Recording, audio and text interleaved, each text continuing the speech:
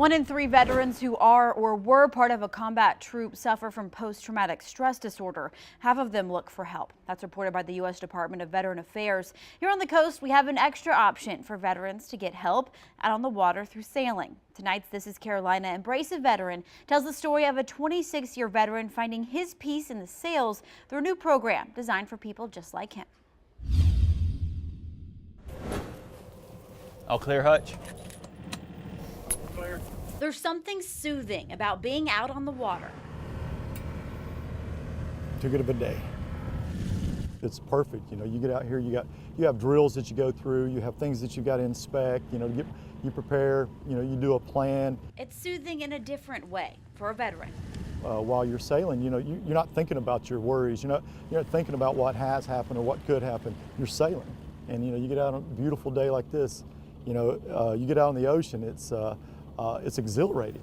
William Hutchins finds peace with the wheel in his hand, controlling not only the boat, but his everyday struggles after 26 years in the Army. I wanted to serve, and it's what I wanted to do. I knew I was going to join the Army since I was a kid, and I did.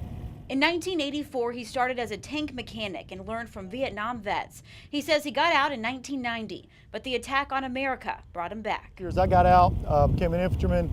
I did some time with the National Guard, then I came back in the Army after 9/11. And when the attacks on the towers, I felt like, if somebody ought to do something, and that meant me. Hutchins re-enlisted with the 82nd Airborne in July 2002 and was deployed in 2003 as part of the invasion of Iraq.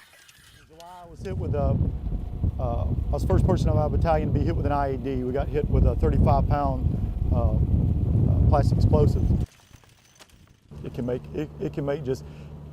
day-to-day life tough, Unknowingly, the IED caused a traumatic brain injury, and Hutchins continued without treatment because things were different back then.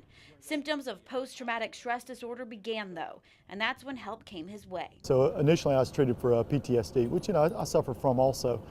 It's two different things, and once they figured out that I had a brain injury also, it allowed the Army to give me the treatment that I needed. Hutchins served a total of 3 tours before he hung up his boots. Today he finds his peace here in Little River and hopes other veterans can find a program like this as an outlet. One of the biggest things you need to do is, you need to pick up hobbies or activities that are physically challenging and give you hope for the future. Have some kind of something that has you looking forward to waking up in the day. Which is why I love sailing.